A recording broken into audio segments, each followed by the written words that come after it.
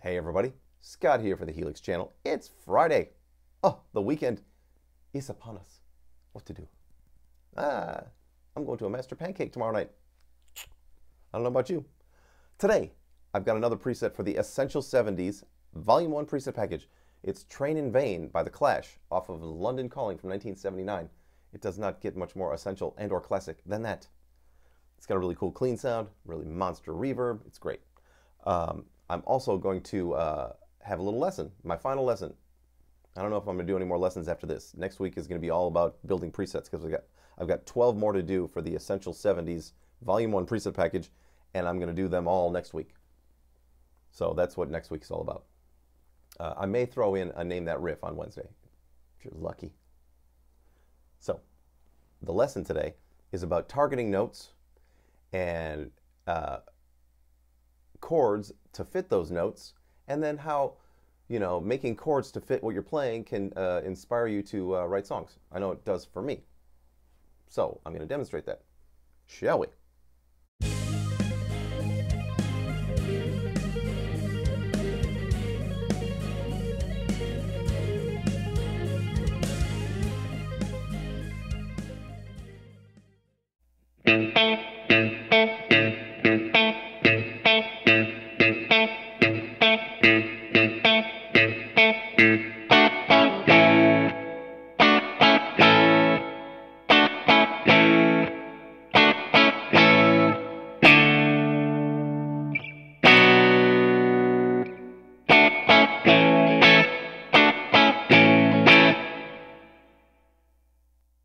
Okay, I'm going to make a lick and then show you how the chords relate to it, and then how they can inspire songwriting. And this, for me, we'll start with a really simple thing, just a D pentatonic lick.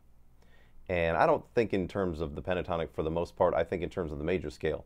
So, I'll be thinking of the relative major of the minor, and vice versa. So, with the G, or if I'm playing an E minor chord, I'll think of the relative major, which is G, and then I'll think of the G major scale that I can play over an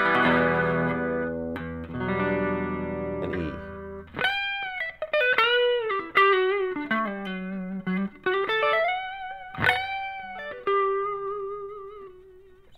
Shit like that.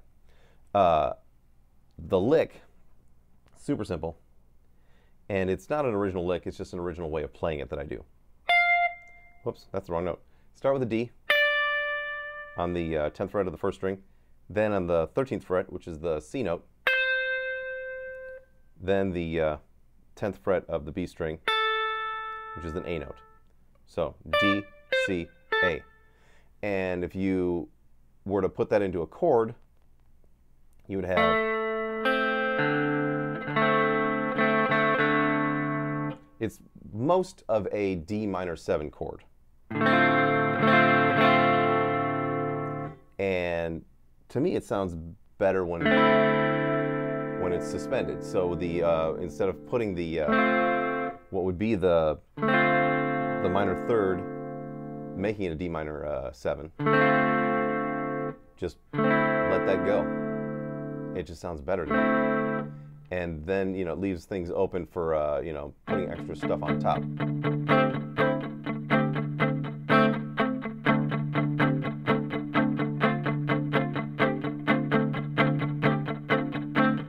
Shit like that. So that's the first one. And then the second bit of it, we're just going to go right down the pentatonic, so this is the first one. Second one. And for that, I've worked up it's an A minor 7, but then you take the 5th and you put it up a half step, so augmented. Still playing that open E, because I like that sound. And then it makes the two chords relatable. So you can play the 1,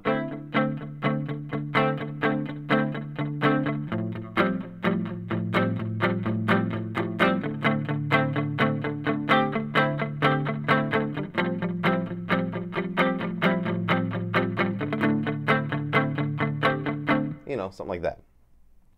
And that's the second lick. Whoops. The last one is an F thing, F minor.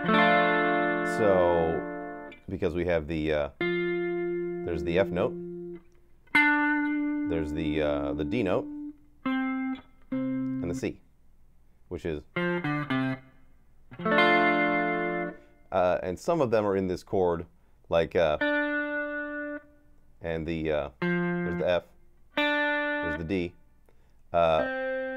Didn't really put the C in there, but you know, you could if you wanted to. You could do it. It's a little complicated. I prefer to just put most of the notes.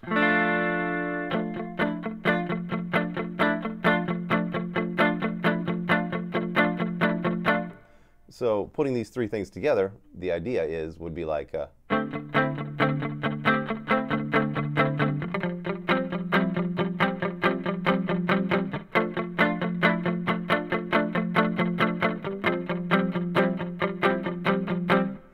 something like that. And I like the chord progression.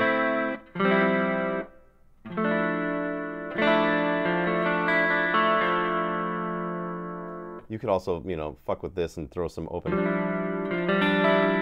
notes in there as well and make it a little bit cooler.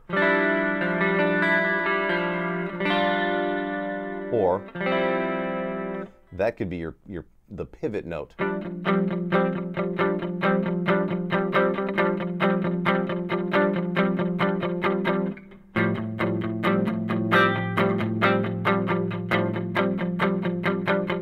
It's a lot like the other chord, but you know, without the A and the bottom end.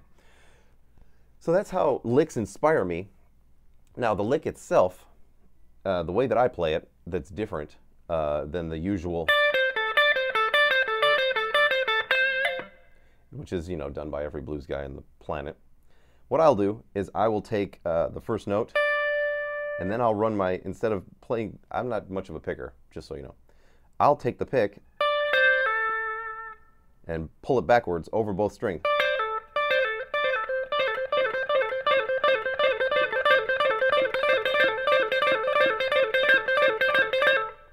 And do like a really quick sweep. It's really a rake. I think it needs to be 3 strings to technically be a sweep, but I don't know. So I'll do that. Then I'll go down a set.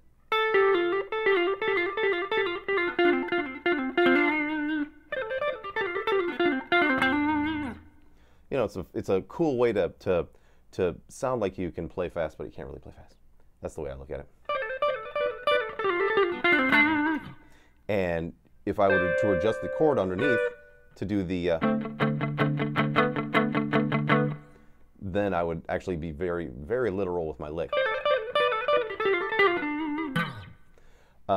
Chances are I'll never play this lick over those chords. It's just the inspiration to work them up. I would normally play something like this over a blues progression, or not so much a blues progression, but something where I would play, you know, a bluesier kind of thing, like a Beatles song. Because there's a big D minor pentatonic blues kind of thing at the end of that song, and I do all kinds of shit, and I'll do this stuff. You know, do with that what you will. There you go, everybody. Another good time preset for the Essential 70s preset package. There's a pre-order link in the description. It'd be really cool if you pre-ordered. I'm just saying.